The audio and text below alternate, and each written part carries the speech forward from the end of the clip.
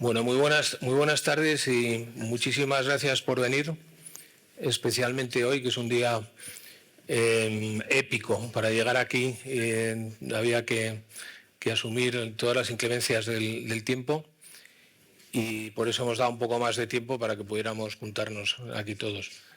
La verdad es que ver cómo está de llena la sala hoy, a pesar de todo, da esperanzas respecto al futuro de la humanidad, ¿no?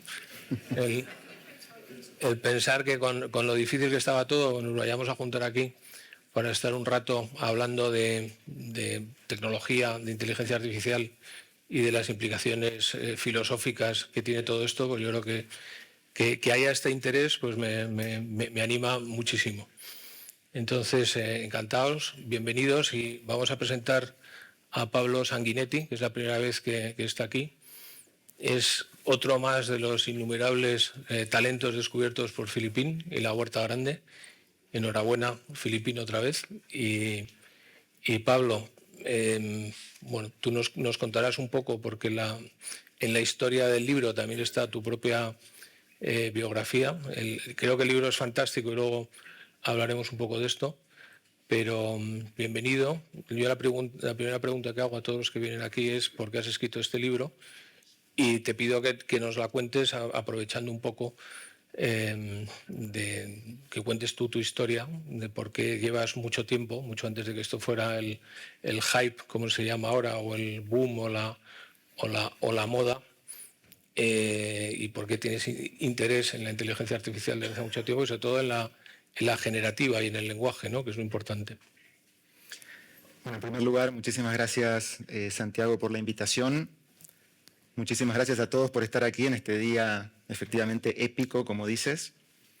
Dices que es alentador que estemos todos aquí a pesar de la lluvia. Yo te voy a dar un contraargumento, que es que me he pasado gran parte del día, en lugar de preparando la presentación, intentando arreglar unas goteras que tenía en mi casa y pensando qué manual, ¿no? Tanta inteligencia artificial y no logramos protegernos de una tormenta. Respondiendo a tu pregunta, el origen del libro efectivamente es un origen bastante biográfico. Yo vengo de una familia donde la ciencia y el arte estuvieron siempre muy unidos. Mi padre es médico, pero es pintor también, a un nivel bastante alto en las dos disciplinas. Y él siempre nos explicó hasta qué punto estos dos talentos, estas dos vocaciones habían ido muy unidas, ¿no? Él veía en la medicina, bueno, una pasión por las formas, los colores, los tejidos, las texturas, y su pintura reflejaba también un poco esto. Trabajó mucho, por ejemplo, con la teoría de los colores de Goethe. No sé si conocéis que para Goethe él se sentía casi más científico que poeta, y le daba muchísima importancia a su teoría de los colores, que todavía sigue teniendo algún interés. En mi caso, yo vengo de la literatura, primero como escritor, luego como estudiante de teoría de la literatura, es decir, ya un acercamiento más científico a la literatura, al lenguaje. Y en algún momento, hacia fines de la carrera, en parte por un programa que teníamos de investigar el silencio en literatura, es decir, una huida de logos en literatura, encontramos un programa informático que generaba textos. Estoy hablando del año 2005, 2006. Y con este programa informático empezamos a generar poesías, un programa muy sencillo, simplemente literatura combinatoria, que es una rama de la literatura electrónica muy básica. Y esto me pareció absolutamente fascinante, es decir, la posibilidad de trabajar con lenguaje desde un punto de vista técnico y con una herramienta que permitía hacer cosas que un ser humano no puede hacer. Entonces, a raíz de esto empecé a aprender a programar. Tuve la suerte de hacerlo con un lenguaje muy amigable y además muy afín a la inteligencia artificial, que es Python. Y empecé a trabajar en estos temas de inteligencia artificial y en concreto de procesamiento del lenguaje natural, que es la rama que ahora ha explotado con ChatGPT y todas estas cosas que tanto escuchamos. el origen puntual del libro, más allá de todo este trasfondo más biográfico, es en realidad una suerte de indignación que yo tuve a mediados del año pasado por una historia que posiblemente recuerden, que es un ingeniero de Google que en una entrevista con The Washington Post contó que el chatbot con el que estaba hablando había cobrado conciencia. Entonces, claro, la periodista del Washington Post le dijo, pero oye, yo puedo contar esto me lo estás diciendo, lo puedo publicar. El hombre le dijo, sí. Y publicó The Washington Post esta historia, el chatbot de Google ha cobrado conciencia. Lo publicó muy bien, si uno ve esa edición del diario está muy bien contextualizado, hay ensayos que explican, bueno, qué es un modelo de lenguaje, la importancia de explicarlo bien y todo esto, pero obviamente lo que quedó de ahí es el titular que el chatbot de Google había cobrado conciencia. Y todo el resto de la prensa se hizo eco de esto, posiblemente lo recuerden, estoy hablando de hace un año, hace un poquito más de un año, y la indignación a la que me refiero es que yo vi que todos los periodistas iban a buscar tecnólogos para comentar este tema, no tenían una mirada crítica hacia lo que estaban diciendo, que es que una máquina ha cobrado conciencia, y no había humanistas ofreciendo otro discurso sobre esto. Entonces escribí un artículo que se publicó en el diario El Mundo, y a raíz de este artículo, La Huerta Grande, que como tú dices es una editorial que está ahí a la casa de talentos, me contactó porque creo que tenían la idea de hacer un libro de inteligencia artificial ya con estas miradas más humanísticas, y a partir de ahí, bueno, comenzó toda la historia del libro. Por cierto, también para terminar esto que me estás preguntando, yo escribí este artículo en el diario El Mundo, donde defendía esta necesidad del acercamiento entre humanidades y tecnología, que es básicamente la idea central del libro. Y me pareció muy curioso que este artículo se publicó en la parte de adentro del diario, pero en portada, había una llamada en portada, y en portada el diario tituló mi artículo explicando exactamente lo contrario de lo que yo decía. Es decir, la tecnología y las humanidades no pueden dialogar. Son dos cosas totalmente diferentes. Yo lo decía irónicamente en un momento. Pero eso tú sabes que los periodistas dicen que la realidad no me estropee un buen titular, ¿no? Sí, yo no puedo hablar mal de los periodistas porque he sido uno, pero esto sí demuestra hasta qué punto está anclado esta idea de que humanidades y tecnología son cosas separadas, ¿no? Yo estoy escribiendo un artículo diciendo que tienen que estar unidas y la persona que dice, voy a contar en 5 palabras de qué va el artículo, dice, no pueden unirse.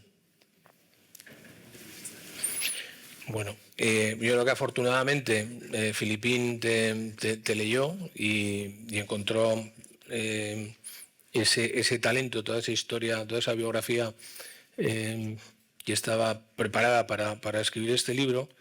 Y luego yo creo que has escrito un libro fantástico.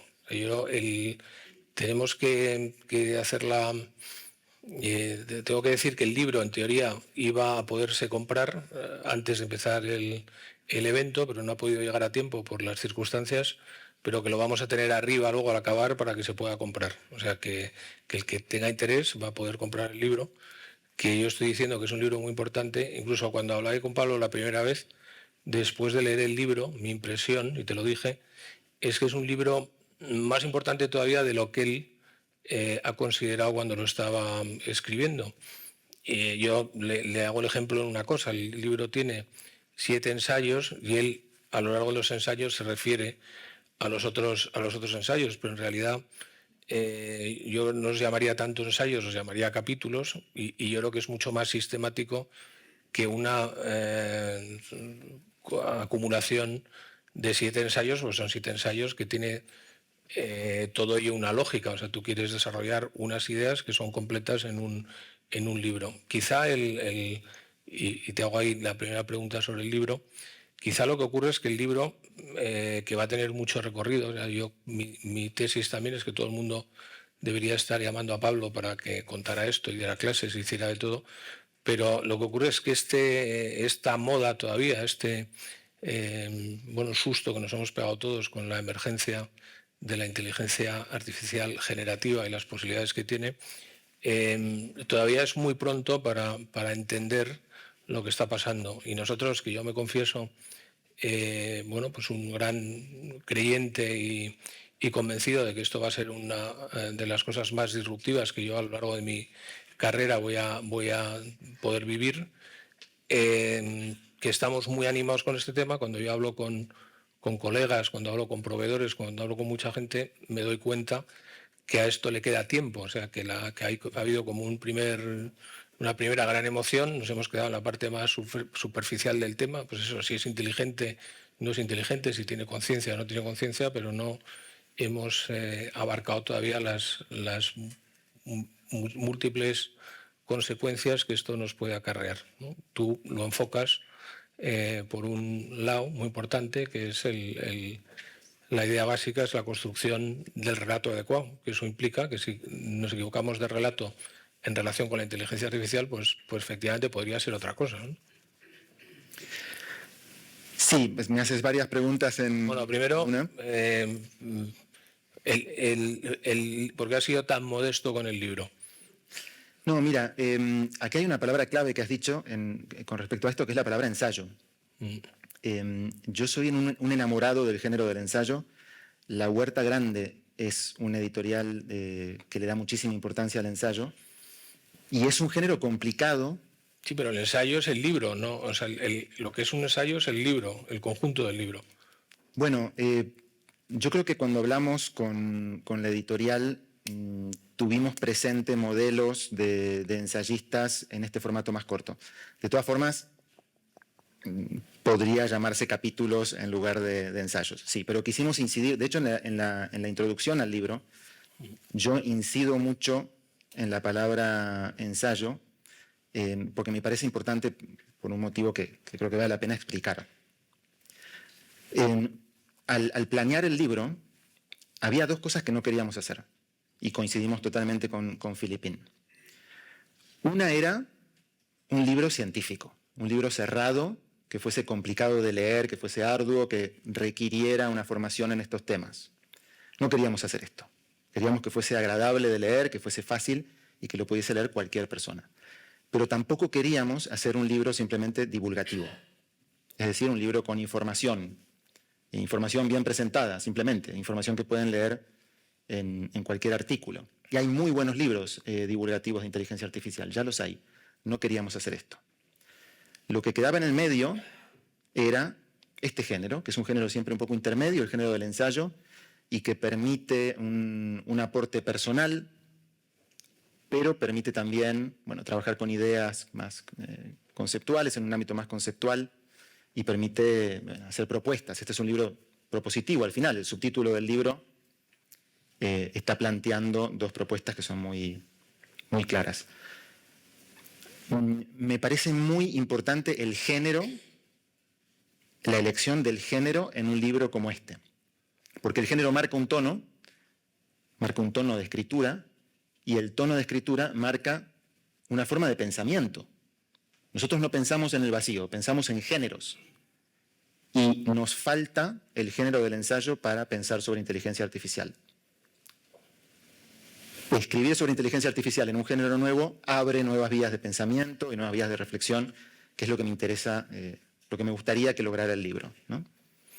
Bueno, la primera frase del libro, y quiero que me la comentes, porque ya es: la tecnología y lo humano se construyen mutuamente. Sí, de esto podríamos ocupar la noche entera hablando de esto. No es un planteamiento sencillo, ¿no? Es un planteamiento más sencillo del que parece y más intuitivo del que parece. Y permítame que lo cuente con un mito que no aparece en el libro, pero me parece que lo explica de una forma muy clara y que demuestra también que es una idea muy antigua, de hace miles de años. Saben, es muy interesante rastrear mitos que tienen que ver con tecnología. Es muy interesante porque nos muestran primero que todo esto que nos está pasando ahora no es tan nuevo, y eso tranquiliza, y nos demuestra también cómo reaccionaron personas de hace miles de años frente a estos mismos problemas que estamos afrontando hoy. Si uno ve la mitología clásica, hay algunas historias muy importantes que explican muchas preguntas que nos estamos haciendo. Por ejemplo, el tema de la escritura en Platón. Saben que Platón era un enemigo de la escritura, le parecía terrible, porque la escritura nos iba a robar la memoria. Tenía razón Platón. Pasa que la escritura también nos dio otras cosas. Y es curioso que lo diga Platón, que es uno de los grandes prosistas de la historia de Occidente. Esto, por ejemplo, es un mito muy importante. Pero hay otro que conocerán, que es el de Prometeo. Prometeo, todos sabemos, robó el fuego a los dioses para dárselos a los humanos, y fue castigado terriblemente por esto, ¿no? El fuego, la técnica, está robando ese conocimiento a los dioses y lo está dando a los humanos. Y sufre un castigo terrible, lo cual también ya es interesante. Esta idea de que el hallazgo, la invención técnica tienen su castigo asociado, ¿no? Pero hay otra parte del mito de Prometeo, que es lo que me interesa tomar aquí para responder a tu pregunta, que es ¿por qué Prometeo hizo este robo? ¿Por qué Prometeo se metió en la casa de los dioses a robar la técnica y el fuego para traerlo a los seres humanos? Esto viene de antes, viene de que los dioses han creado todas las criaturas vivientes, han dispuesto también todas las características que se pueden dar a esas criaturas, la fuerza, la velocidad, el tipo de comida, la forma de abrigarse, la forma de protegerse. Y llega el momento de darle vida a todas estas criaturas. Entonces hay que unir las dos cosas, hay que atribuirle a las criaturas todos estos bienes que han dispuesto los dioses. Entonces se lo encargan a Prometeo y a su hermano que se llama Epimeteo. Y Epimeteo dice, momento, yo me voy a encargar de esto. Epimeteo es un poco tonto. Y de hecho su nombre en sí significa eso. Epimeteo es el que piensa después y Prometeo es el que piensa antes, es el inteligente. Entonces Epimeteo empieza a unir todas las criaturas con sus respectivos dones. A este le voy a dar un pelaje muy potente para que esté abrigado, a este le voy a dar unas uñas para que se defienda, este va a comer frutos de los árboles y demás. Y cuando ha terminado, le dice a Prometeo, pues ya está, puedes venir Prometeo y revisar mi obra. Prometeo llega y se da cuenta de que Epimeteo se ha olvidado de una criatura, que es el ser humano. El ser humano no tiene nada. Epimeteo ha distribuido todos los dones y no le ha dado nada al ser humano. Y es por eso que Prometeo se va a las casas de los dioses a robar esto. Se va a la casa de Festo y de Atenea, roba las técnicas, roba las artes. Es gracioso porque no tiene tiempo de ir a la casa de Zeus, donde está la política, y no llega a traernos la política. ¿Esto es así? Esto implica que hace miles de años unos seres humanos se dieron cuenta de que éramos muy buenos construyendo cosas y muy malos evitando matarnos los unos a los otros. No sé si les suena esto. ¿Y por qué cuento todo esto hablando de un libro de inteligencia artificial? Porque está ahí el germen de esto que tú me estás preguntando y que es la primera frase del libro. La técnica no es una cosa que hemos desarrollado en algún momento, es una cosa que está en el origen del ser humano, pegada a nosotros. La jirafa tiene el cuello alto y los seres humanos tenemos la técnica. Esto dice el mito. Esto dice el mito de hace muchísimos años y esto dice todos los filósofos de la tecnología, del boom que hay en filosofía de la tecnología de las últimas 3 décadas. De una manera u otra todos llegan a este fundamento para su pensamiento. La tecnología es inseparable del ser humano y no es simplemente un medio por el que hacemos cosas, sino que es algo que está construyendo al ser humano y está construyendo el mundo al mismo tiempo. Bueno, hay un castigo en el uso de la tecnología, que es también toda la idea de Fausto y bueno, pues el progreso, que al final pues tiene consecuencias, pero es inevitable, porque la tecnología y es tu propuesta y lo humano se construyen mutuamente. O sea, no puedes entender al ser humano sin la tecnología, y sin tecnología no habría ser humano, seríamos otra cosa. Tú haces 2 propuestas, o planteas hacer 2 propuestas en el libro, que a mí me gustaría recorrerlas un poco. Una es sobre la narrativa como recurso que conforma la realidad, algo en lo que aquí estamos muy de acuerdo, pero tú lo aplicas como idea general, pero avisas que es muy importante tener en cuenta eso para afrontar lo que nos viene en cuanto a integrar la inteligencia artificial generativa en nuestro futuro. O sea, realmente tu libro, lo que es una gran llamada de atención, es decir, depende cómo llamemos a las cosas y depende cómo conceptualicemos esto, nos va a ir de una manera o nos va a ir de otra, ¿no? Sí, ahí el concepto que está proponiendo el libro, ya desde su subtítulo, es el de diseño narrativo.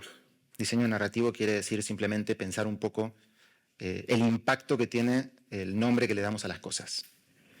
Y esto, también si me permites, lo pongo en un ejemplo que yo creo que se entiende muy bien.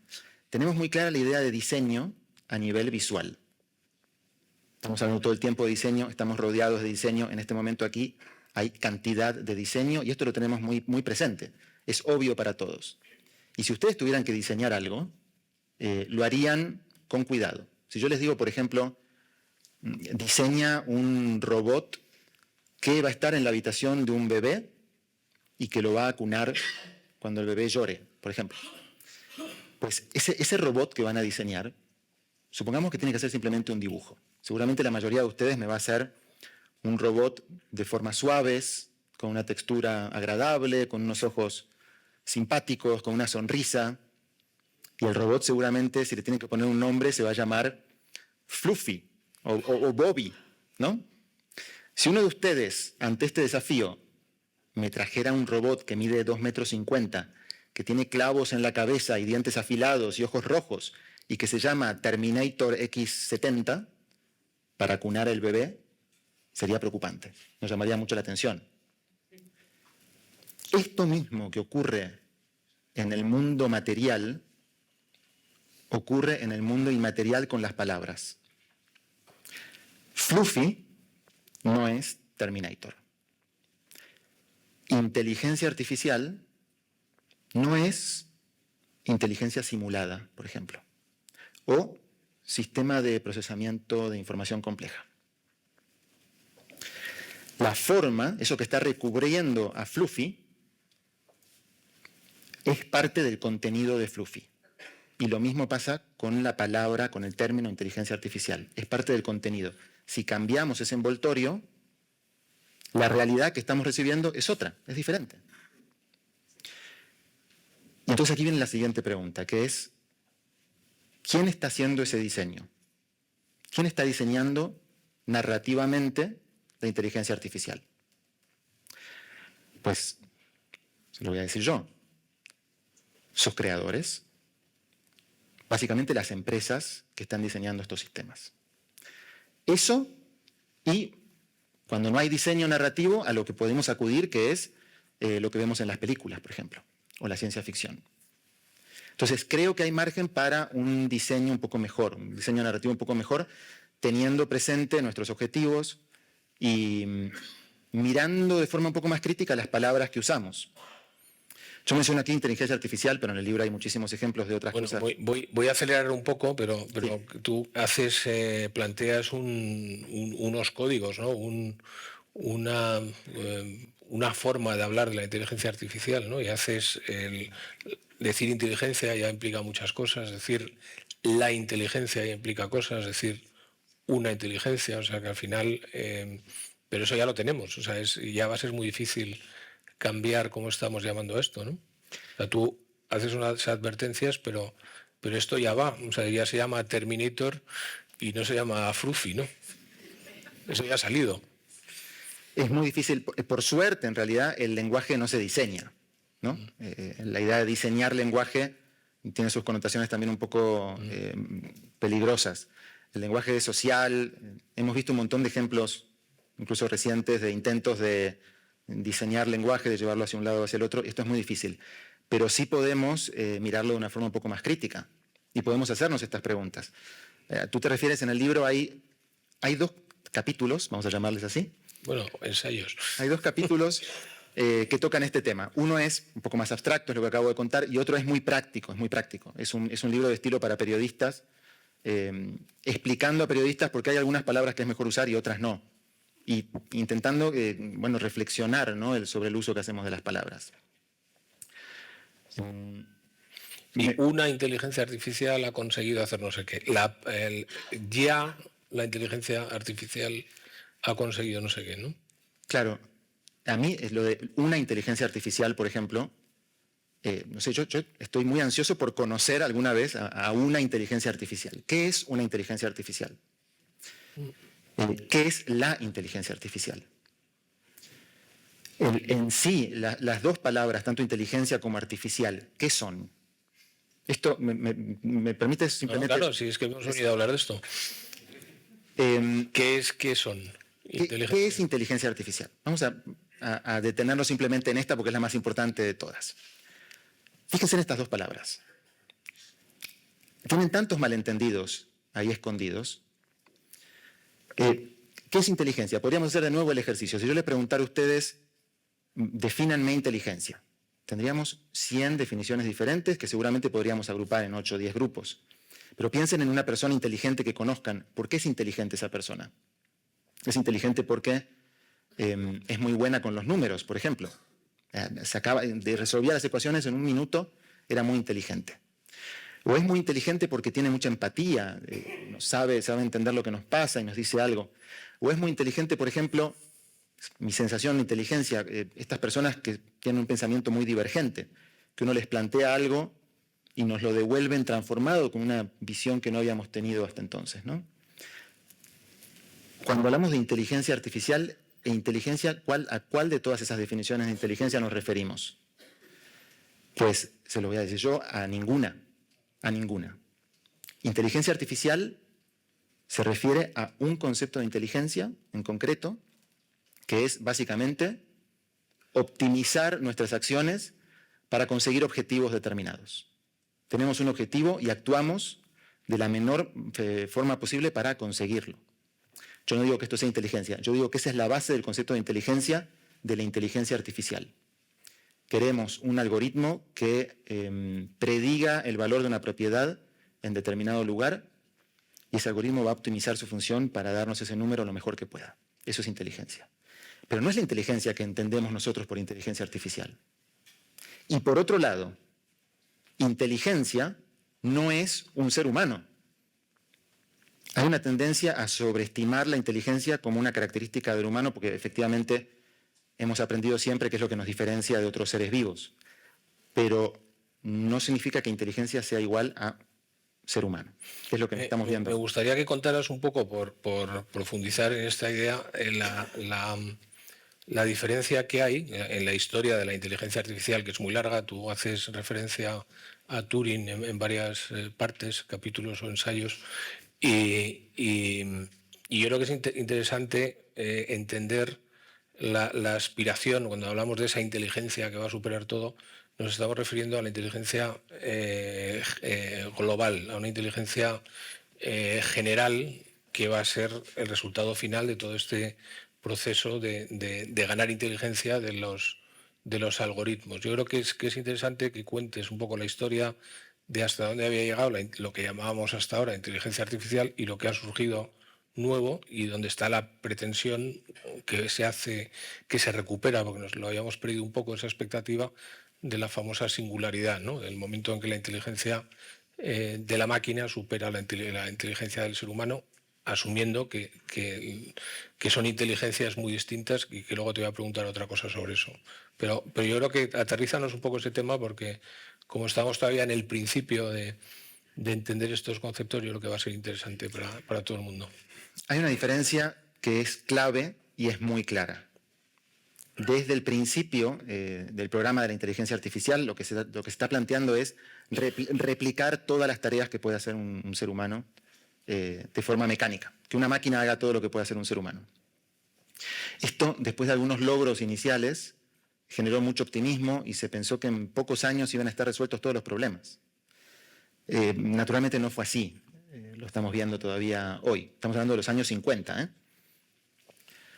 Se planteó entonces una diferencia entre una inteligencia artificial estrecha o débil, que es inteligencia artificial que puede hacer una cosa en concreto, una cosa, como decía antes, predicciones del valor de una propiedad. Y eso lo hace muy bien. O incluso, por ejemplo, no sé, diagnóstico médico a partir de una imagen, de una radiografía. Lo puede hacer muy bien, es una tarea. Pero luego está el concepto de inteligencia artificial general inteligencia artificial fuerte, que sería una máquina que hiciera todas las tareas, que fuese una inteligencia múltiple como la del ser humano.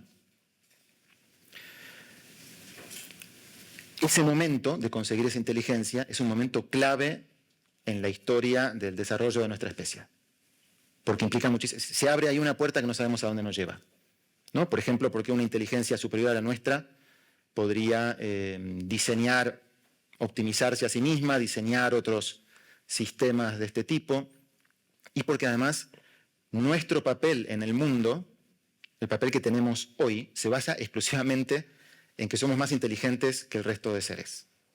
Esto se llama, en inteligencia artificial, el problema del gorila.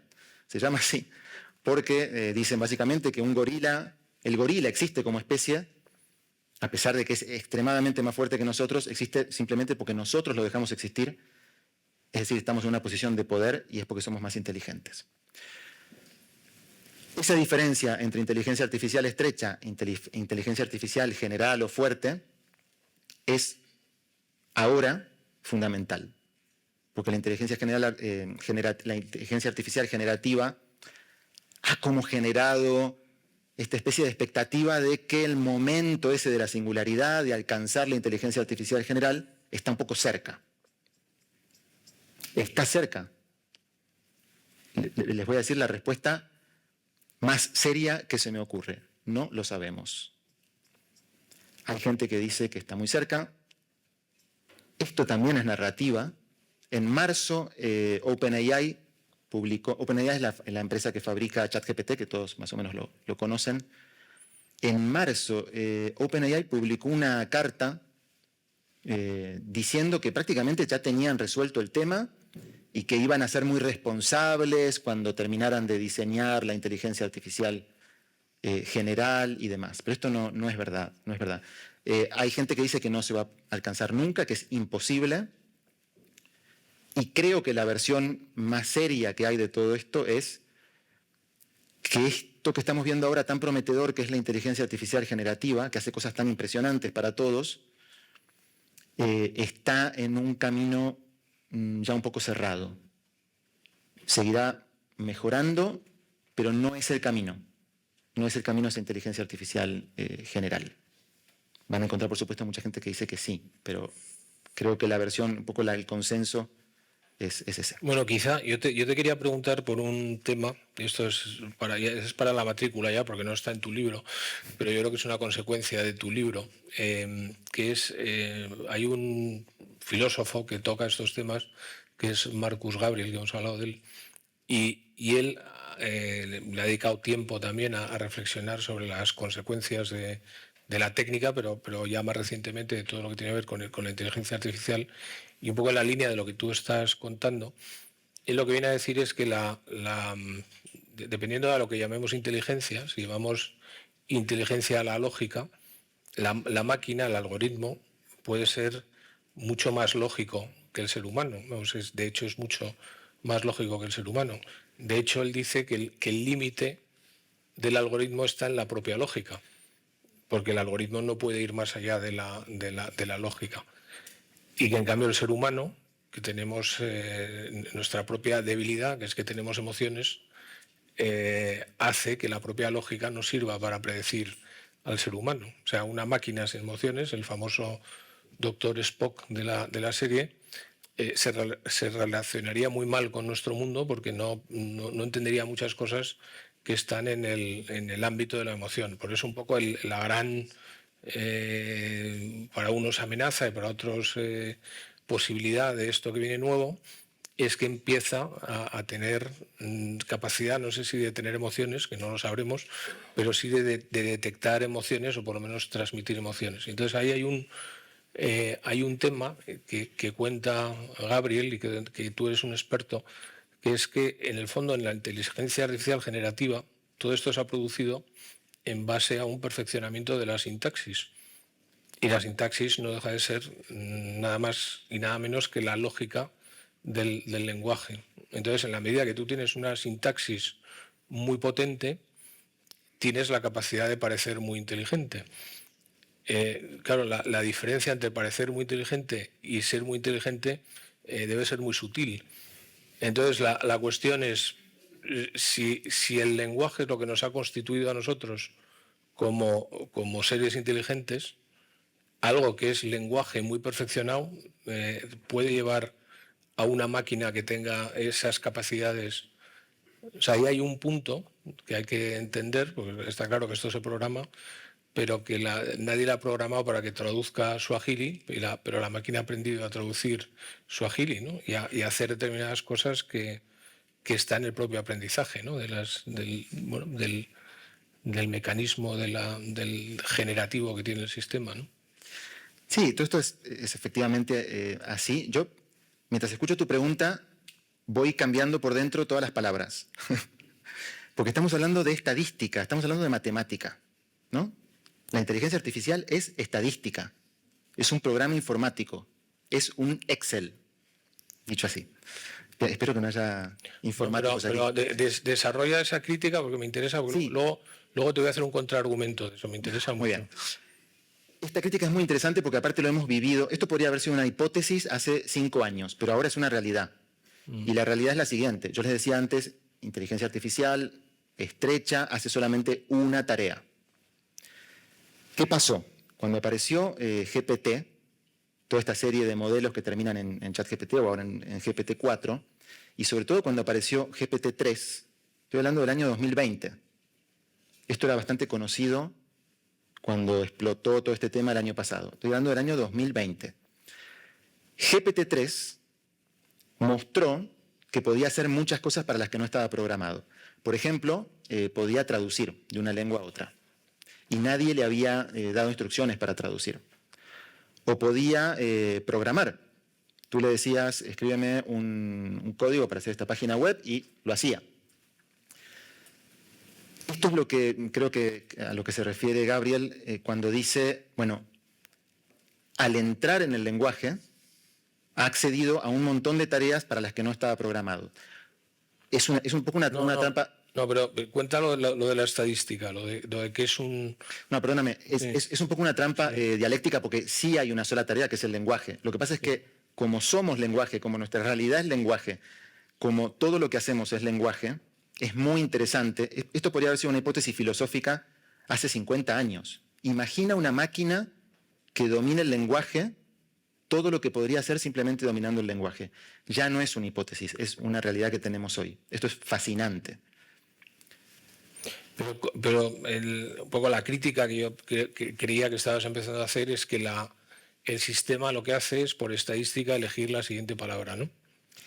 El sistema es, en gran parte, pura estadística y luego tiene capas encima de intervención humana. Por ejemplo, con aprendizaje por refuerzo o directamente algunos filtros o palabras o temas que van filtrando. Pero en su 90% es estadística.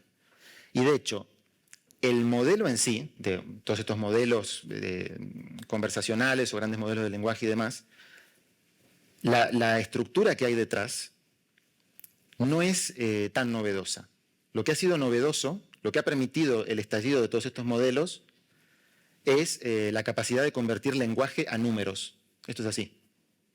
En el año 2017, Google descubrió una arquitectura diferente para hacer esto, que era un problema de procesamiento del lenguaje natural de siempre. ¿Cómo hago yo para alimentar a la máquina con palabras si la máquina solamente entiende números? Nosotros solamente entendemos lenguaje. La máquina solamente entiende números. Tenemos que traducir una cosa a la otra. Desde hace años hay diferentes formas de resolver este problema, que funcionan mejor o peor, pero en el año 2017 Google desarrolló un mecanismo diferente que se llama mecanismo de atención y eso destrabó todo lo que vino después. Pero el modelo en sí sigue siendo estadístico, que significa, te voy a dar un montón de problemas con la solución hasta que encuentres los patrones que hay en esos problemas y los puedas usar a datos nuevos, problemas nuevos para los que no tienes la solución. Sí, bueno, la forma simplificada de esa crítica es, la máquina lo que en el fondo está haciendo es elegir por estadística la siguiente palabra, ¿no? Es una forma de decir, bueno, no piensa, yo tampoco creo que piense porque hay que ver a qué se llama pensar, ahí hay muchos libros, pero bueno, en el fondo me da la solución, pero por por un sistema estadístico donde empieza a decir cosas y la palabra siguiente es en función de las anteriores. Entonces, la pregunta, que a lo mejor es la del siguiente libro, Philippine, es interesante, es una persona que tiene la capacidad de expresarte que tienes tú, la fantástica dicción, cuando empiezas a hablar, ¿cómo sabes cuál es la palabra siguiente? No es estadística, ¿qué es? Es sintaxis. Esto es la otra forma de ver este problema y todos los problemas con inteligencia artificial. Es decir, siempre nos ocupamos de explicar lo que está haciendo la máquina y luego es muy fácil decir, tal vez no estamos haciendo nosotros lo mismo. Y me encantaría que hubiese dudas con esto y que pudiésemos especular, pero no las hay. No hacemos lo mismo. No hacemos lo mismo. Esto lo dice muy claramente Noam Chomsky, fantástico lingüista, muy experto en la generación del lenguaje, desde los años 50, 60. Él dice, si tú quieres crear una máquina que vuele, tienes dos posibilidades. De hecho, es lo que ha pasado en la historia del ser humano. Tienes dos posibilidades. Una es estudiar un águila y tratar de imitar ese águila en formato máquina para que vuele. Así empezaron. Así empezaron y así se estrellaron varios. Hasta que dijeron, mejor probamos otra cosa. Y probaron un sistema totalmente diferente que funcionó. Entonces, la inteligencia artificial está haciendo el formato águila, está imitando el formato águila, está diciendo, esto es el cerebro humano, vamos a hacer exactamente lo mismo, pero mecánicamente, no, está haciendo lo otro. Está haciendo técnica, no ciencia.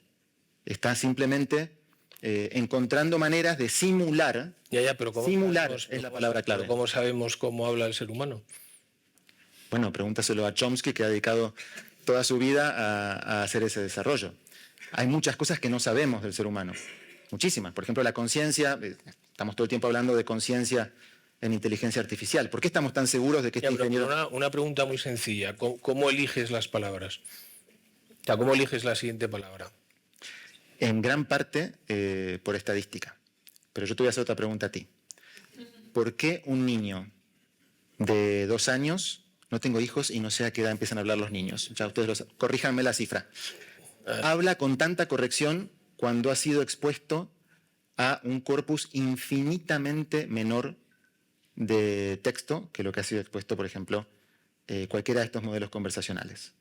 Porque hay unas estructuras innatas que hacen que desarrolle el lenguaje de otra manera. Y además, solamente una cosita más. Yo estoy a favor del ser humano. Es que no es una cuestión de lucha, es una cuestión simplemente de aclarar términos. Una aclaración también sobre este punto. No es que yo esté combatiendo o que esté diciendo mentira a la inteligencia artificial, no, es que nunca fue su objetivo tampoco. Ellos no quisieron replicar lo que hace el ser humano. Lo que quisieron es simularlo, encontrar maneras de tener resultados parecidos, pero nunca el programa de la inteligencia artificial hay inspiración, las redes neuronales toman algunas cosas, pero el programa no fue construir un ser humano. Y por eso el término artificial, que antes no lo había comentado, está mal también. No es artificial, es una simulación en todo caso. La palabra clave en el año 55, cuando se acuña el término inteligencia artificial, es simulación. Lo que quieren es simular, no reconstruir otro ser humano. Sí, pero bueno, que yo creo que eso es una de las cosas interesantes que está pasando ahora, que tú eres una excepción muy grande en el mundo de la gente que tenía interés por cosas, porque tú tenías interés por esto, que era por el lenguaje, pero nadie se había preocupado del lenguaje. O sea, nosotros trabajamos con proveedores de compañías muy grandes que este tema es que les daba igual. O sea, aquí había unos científicos que les habían dado unos recursos para hacer mejores traducciones, vamos a ponerlo, o para que nos dieran en la predicción de texto pues unas palabras, y entonces ahí empezó a meterle euros y capacidad de computación y datos, y de repente ha habido un resultado que ni siquiera el que estaba trabajando en eso lo preveía. O sea, hemos tenido una emergencia de algo que yo creo que es lo interesante de todo esto. Nadie hizo un plan hace 10 años, voy a empezar a trabajar con la inteligencia generativa, con el machine learning, a ver si creo eso ha surgido de repente, ¿no?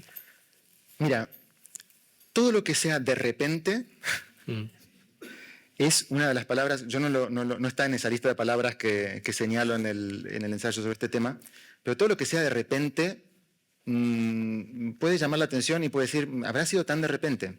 Bueno, porque el problema del lenguaje de es, por repente, supuesto... no es de repente porque llevan muchísimos años trabajando. Lo que es, no lo llames de repente, es un resultado sorprendente que los que estaban en esto esperaban otra cosa y que les traduzca al suajili, pues se lo han encontrado. En suajili, bueno. Desde hace muchos años se trabaja con este problema. De hecho, desde el principio de inteligencia artificial el lenguaje es un desafío. Tal vez conozcan algunos de ustedes este chat muy famoso de los años 60, creo que es Elisa, que intentaba cumplir el test de Turing, manteniendo un diálogo a ciegas, ¿no? Simulando un ser humano. Es decir, el problema del lenguaje está desde siempre. Lo que pasa es que siempre fue como la última barrera, es lo más difícil de formalizar para una máquina, ¿no? En el año 2010 había mecanismos para hacer este trabajo tan complicado de volcar lenguaje a un lenguaje de cifras que pueda entender la máquina. Los cambios estos repentinos que ha habido son cambios en ese procedimiento. Cómo convertimos mejor a números las palabras. El gran cambio es en el año 2017 con este sistema de Google. Y el de repente que te refieres es, creo, el surgimiento de ChatGPT a fines del año pasado. Este de repente tampoco es tan de repente. Yo les decía que GPT-3 existe del año 2020, abierto. Yo doy clases a periodistas en inteligencia artificial. Recuerdo que en las clases de 2021 hablamos con GPT-3. Era muy impresionante. Por cierto, es una cosa que pasó totalmente desapercibida para la prensa española. GPT-3 a mediados de 2020. Esto salió en otras partes del mundo, la gente se dio cuenta de la importancia, pero en España no hay casi notas sobre esto. Entonces, cuando apareció ChatGPT el año pasado, fue este boom porque venía en un formato de chat, porque era muy abierto, porque funciona también un poco mejor que GPT-3, pero no es repentino. De hecho, la gente que estaba en las tecnológicas, en las grandes tecnológicas, trabajando con estos temas, cuando vio que salía ChatGPT, les pareció una noticia esperable. Era simplemente un cambio de formato en un modelo que conocíamos. Y muchos lo subestimaron, ¿no? Y este ingeniero de Google que les digo que a mediados del año pasado dijo que su chatbot había cobrado conciencia, el motivo por el que a mí me indignó tanto y porque a mucha gente que estaba en estos temas le pareció un poco algo para burlarse, es que todos conocíamos los modelos conversacionales ya, y los grandes modelos de lenguaje. Entonces, este hombre se estaba sorprendiendo con algo que ya conocíamos todos desde hacía un año, ¿no? No fue ninguna... Todos también es una expresión demasiado amplia. No, unos pocos... Todos los que venían trabajando con este tema, sí. Oye, me gustaría, porque avanzamos y la verdad es que es muy interesante todo lo que estás contando, pero me gustaría tocar otro tema que no se me escape, importante, que es, en el fondo, la segunda parte de tu enfoque, tu segunda propuesta, que es la parte de diseño estético. Y esto no es tan obvio, probablemente el diseño narrativo, la narrativa está más de moda, pero la parte estética, relacionar por lo que tenemos que hacer respecto a la inteligencia artificial para integrarla como código vía la belleza, todas esas cosas que son muy interesantes, me parece que es, y es también ir por delante, ¿no? Es un aviso de que a lo mejor las preocupaciones, muchas éticas que tenemos, se las podemos alimentar al sistema de otra manera, ¿no? Que es tu propuesta. Sí, voy a retomar, para no alargarme muchísimo con este tema, voy a retomar algo que decía antes, que recordarán cuando yo les decía el modelo de inteligencia que hay en la inteligencia artificial. Es un modelo de objetivos. La máquina quiere cumplir un objetivo. La pregunta es, ¿qué objetivo? La máquina no tiene objetivos. La máquina no desea nada, no quiere nada. Cumple un objetivo que le vamos a dar. ¿Quién le va a dar ese objetivo? ¿quién va a elegir un objetivo sobre otro? Tenemos todos diferentes objetivos, tenemos todos diferentes deseos, diferentes intereses. ¿Cómo vamos a compatibilizar todo esto? Y de hecho, y aquí conecto con el tema de la estética, nosotros tenemos una relación bastante conflictiva con nuestros propios objetivos. Esto es algo que también seguramente sabemos por experiencia propia. Muchas veces o no sabemos lo que deseamos, o creemos desear una cosa que cuando la tenemos ya no la deseamos, o cambiamos en el tiempo, ¿no?, de deseo. La estética entra en este punto, porque la estética nos da un lenguaje formal, que es lo que necesitamos para la máquina, un lenguaje formal, pero también abierto, dinámico, que admite la contradicción, que admite la libertad de la persona que esté deseando, ¿no? El lenguaje en sí, nuestro lenguaje, el lenguaje que estoy usando ahora, el lenguaje natural, es una cosa relativamente fija, cerrada, que viene muy bien justamente por eso, porque toma una cosa, genera un marco, lo aísla y lo fija, pero el arte es un tipo de lenguaje que no hace eso. Bueno, tú pones en el libro una idea respecto a esto, que creo que es interesante, que el lenguaje tiene un carácter destructivo. Sí. En el momento que una idea la conviertes en lenguaje, la estás, sí, la estás casi matando, pierde muchísima esencia, ¿no? Sí, lamentablemente no pongo yo eso en el libro, sino Walter Benjamin, Bueno, pero que dice, tú lo citas. Lamenta el carácter destructivo del lenguaje. Dice una cosa muy bonita, Walter Benjamin dice, yo me enfrento a un paisaje maravilloso y siento la necesidad de compartir ese paisaje. Entonces, cuando voy encontrando las palabras para expresarlo, es como si, dice Benjamin, es como si pequeños martillos fuesen destruyendo esa placa, una placa de bronce, ¿no?, un bajorrelieve que estoy rompiendo a medida que lo enuncio.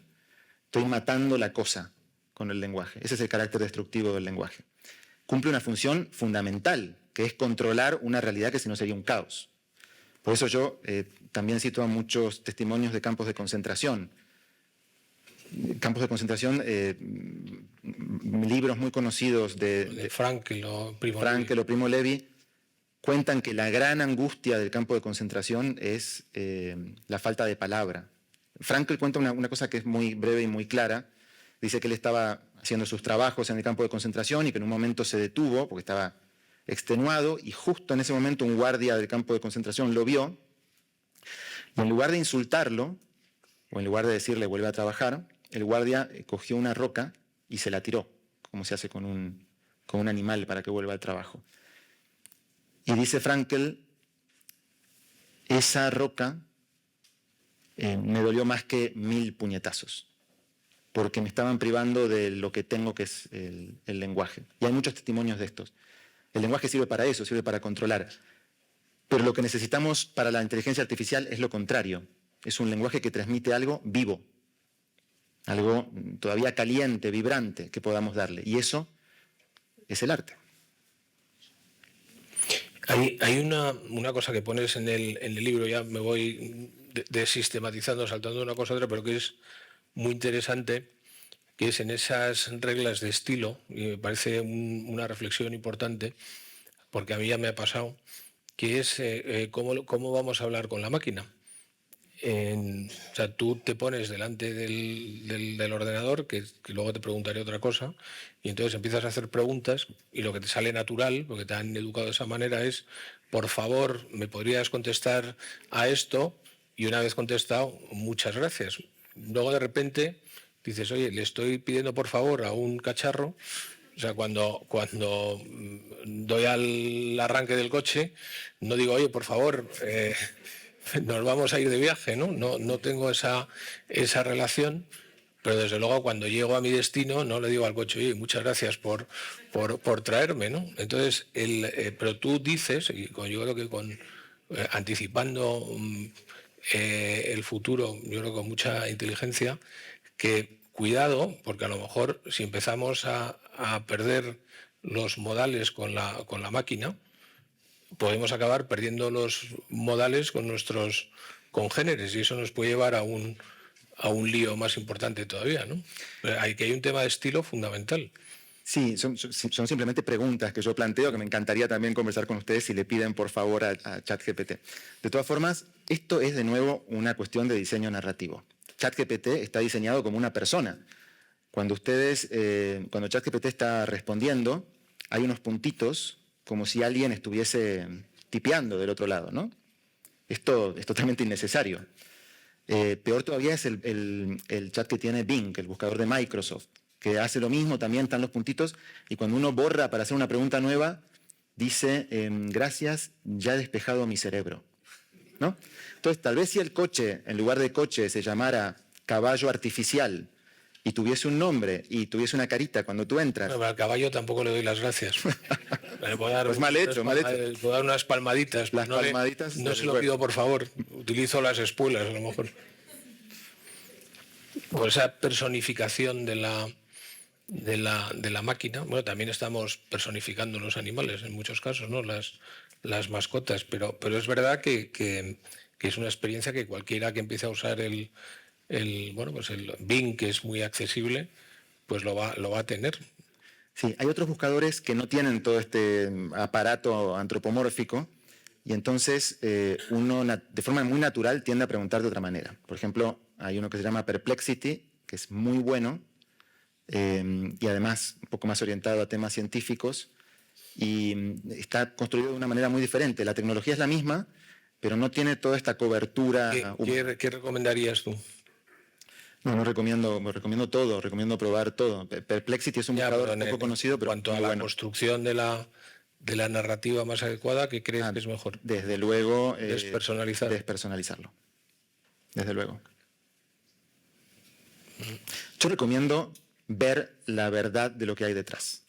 Cuando haya un ser, cuando esta tecnología tenga conciencia y pueda ser equivalente a nosotros, que me diga que ha despejado su cerebro, me parece fantástico y me parece muy bien, entonces que nos aliente a tratarlo bien y demás. Mientras no haya eso, mientras haya estadística, pues mejor evitar. Bueno, pero parece que no va a haber un ser, o sea, habrá otra cosa, pero ser no parece que vaya a haber. Pero sí está muy personalizado y el marketing de estas cosas, no solo de esto, está pero los asistentes de Alexa, pues Alexa tiene una personalidad, ¿no? Y eso, o sea, se está construyendo un marketing que está personalizando la solución que nos da la máquina, ¿no? Exacto. Hay una idea que le dedicas bastante espacio en casi uno de tus ensayos que es muy interesante, que es, yo creo que hay dos. Una, que el humanismo se constituye siempre en el entendimiento de lo no humano, o sea, que somos la única especie probablemente por tener esta capacidad de pensar, que pensamos continuamente en lo que no somos nosotros, que el resto de especies no se plantean de la misma manera que nosotros lo que no somos nosotros. Y eso tiene que ver con otra cosa que la ligo para que puedas desarrollarlo junto, que es tu idea y tu interés por las narrativas no humanas, ¿no? Por ir más allá y ver un poco qué no se puede estar contando aquellas cosas que no son humanos, por ejemplo, esta máquina que estamos desarrollando, ¿no? Sí, te voy a responder invirtiendo un poco la pregunta, Sí. empezando de las narrativas no humanas hacia ese humanismo no humano. El tema de las narrativas no humanas es un tema que a mí me interesaba desde siempre. Les contaba antes de esta revista, en el año 2017, donde ya estaban estos ejercicios con escritura automática, pero el primer número de esta revista, en el año 2002, hace más de 20 años ya,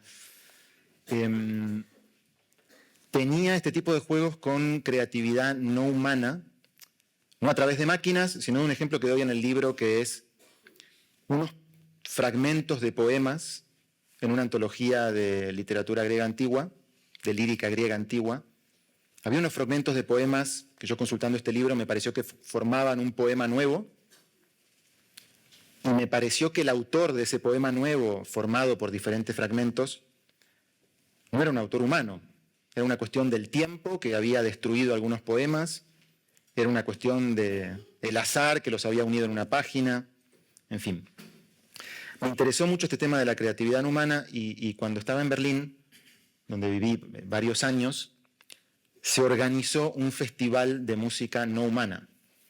Pues aquí iba gente que tocaba música con animales, había uno que tenía unos cascarudos que tocaban la percusión, música con sonidos del espacio, del mar y demás. ¿De dónde viene toda esta consonancia de interés por el discurso no humano? Viene de un paradigma de pensamiento que es el antropoceno, que dice básicamente que el ser humano se ha convertido en una fuerza geológica más y que, bueno, esto plantea un montón de problemas de disolución de sujeto y objeto, de cultura, naturaleza y demás, y por lo tanto una salida a buscar discursos no humanos. Discursos no humanos. Esto es una especie de contradicción, pero justamente eso es lo que se está buscando. Hay un verdadero boom editorial de este tema, por cierto. Están los libros sobre las canciones de los árboles, la sabiduría de las flores, el conocimiento de las abejas y demás. Partiendo de esta reflexión del interés por el discurso no humano, me pareció evidente que hay una tendencia del ser humano en los últimos siglos de ir retirándose del centro. Primero, del centro del universo, cuando nos damos cuenta de que el cosmos no está girando alrededor de la Tierra. Después, del centro de la creación, cuando vemos que no somos una especie totalmente al margen de todas, sino que estamos simplemente dentro de una larga cadena de evolución. Después incluso del centro de nuestro propio pensamiento, ¿no? Porque la aparición del inconsciente cuestiona nuestro dominio sobre nosotros mismos. Estamos como permanentemente buscando salir del centro y aprender de otras voces que vayamos detectando. En este momento, lo no humano es esa otra voz.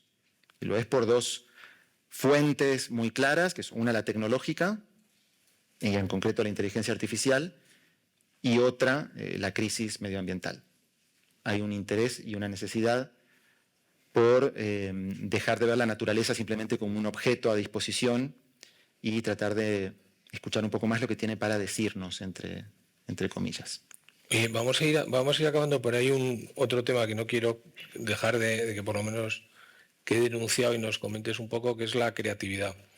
La creatividad es otra palabra muy nuestra, muy del ser humano, y entonces has mencionado antes lo de la creatividad de la máquina. Y propones una idea que al final es la idea Centauro, que yo creo que es una idea que es la creatividad conjunta, ¿no?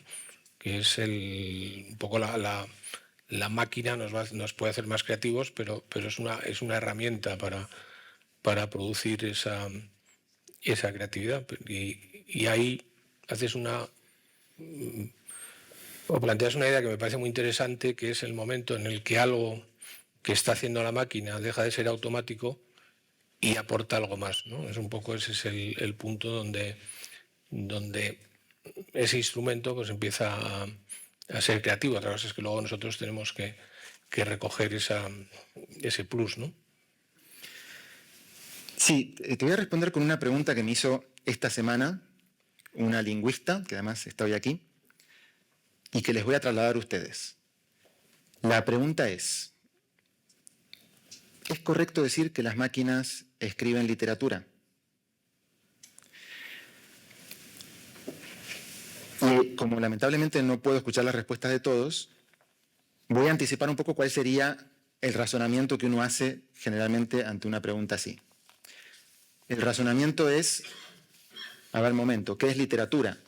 Voy a buscar una definición de literatura, voy a ver si lo que hace ChatGPT encaja en esa definición y seguramente encaje, pues yo le digo a ChatGPT, oye, escríbeme un cuento sobre un unicornio que quiere bailar y no puede porque es cojo. Bueno, lo va a hacer ChatGPT. Y entonces va a encajar con mi definición de literatura y yo voy a tener que dar la respuesta de que las máquinas sí pueden escribir y eso es lo que tengo que responder, pero con cierta incomodidad, porque no tengo del todo la sensación de que las máquinas estén haciendo literatura. Esto es una forma de razonamiento. Ahora yo voy a proponer otra. otra forma de razonamiento que es la inclusión del lenguaje en todo este aparato y que es la propuesta del libro.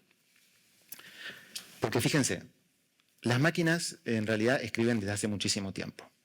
Lo decía antes, ya en los años 60 hay chatbots razonables. En el año 70 hay una novela ya escrita con una máquina. Les contaba antes de mis propias experiencias en el año 2007. Si queremos ser un poco quisquillosos, podemos decir que hay máquinas escribiendo desde antes de que existan máquinas, ¿no? Piensen en el surrealismo con programas de escritura automática sin necesidad de usar máquinas.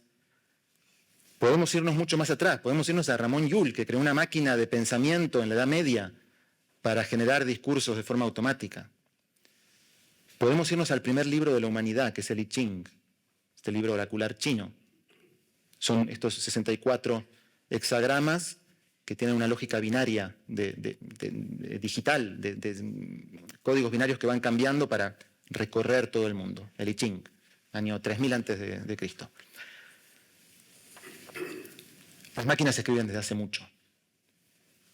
Nosotros, al escribir, tenemos un punto también de máquina. Tenemos también un punto de estadística, tenemos también un punto de recopilar, de reciclar y de devolver algo. Y sigamos sumando más capas de reflexión. ¿Es interesante que una máquina escriba igual que un ser humano? ¿O el verdadero valor de una escritura es cuando se separa de lo que hace un ser humano? Y sigamos sumando capas.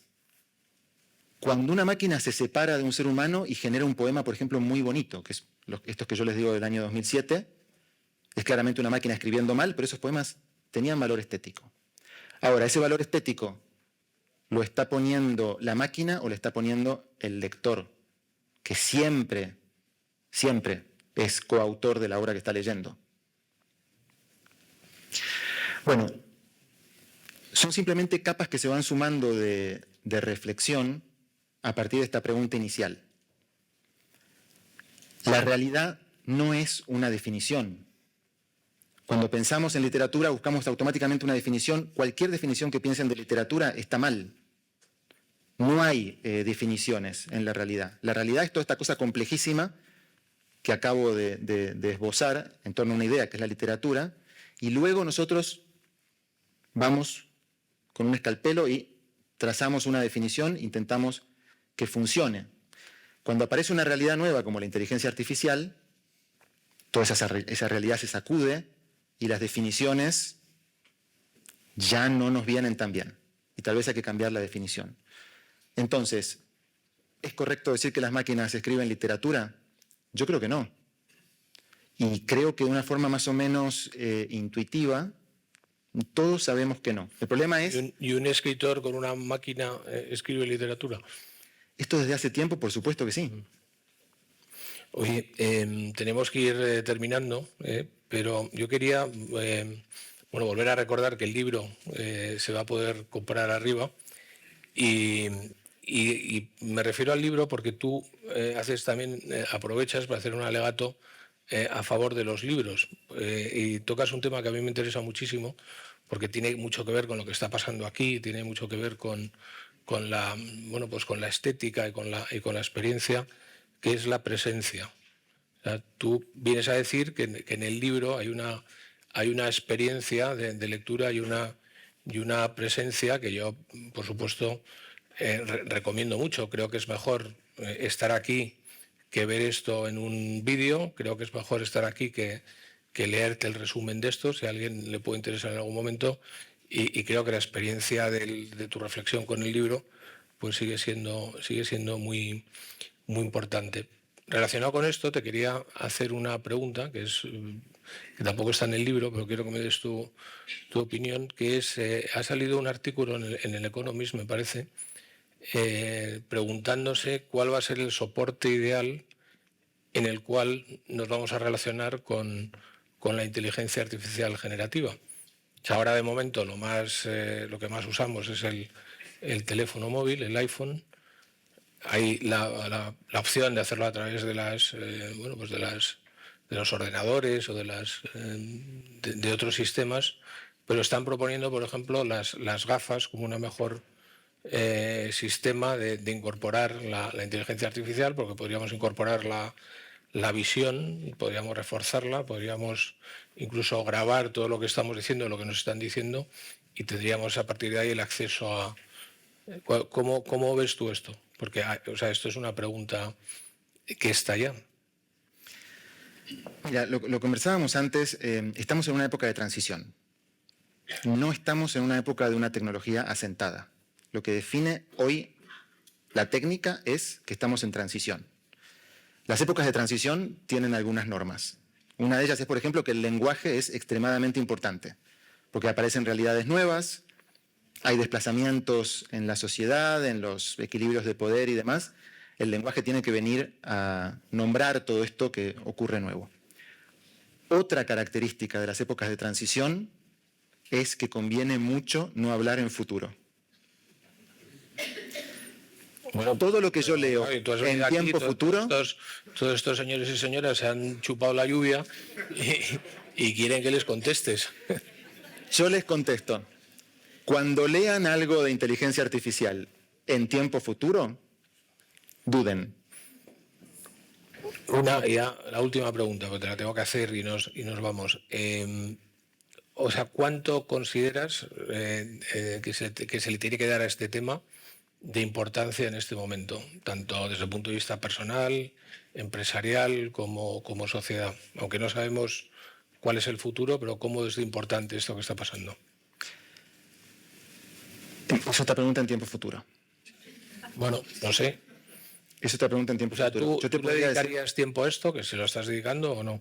Yo le dedico todo el tiempo porque me parece fascinante desde un punto de vista además filosófico, estético, ético, pero creo que sería un error decir la inteligencia artificial va a arrasar, va a cambiar todo. Puede ser que ocurra, yo creo que va a ocurrir, pero no lo afirmaría. Y te voy a decir una última cosa que me parece muy clave. Es otra de las cosas claves también de estas normas heurísticas como para leer sobre este tema. De forma natural, tendemos a sobreestimar la inteligencia artificial. Y de forma natural, tendemos a subestimar la complejidad enorme que tiene el ser humano. Todo lo que lean de inteligencia artificial pueden aplicarle este filtro. Rebajen un poco lo que se está prometiendo y suban un poco el nivel de libertad, de movimientos impredecibles que hacemos los seres humanos. Bueno, pues yo creo que en esta tarde a Filipín le han salido 5 o 6 libros nuevos para encargarte, seguro. Y muchísimas gracias y ahora te vamos a despedir con un fortísimo aplauso. Muchas gracias.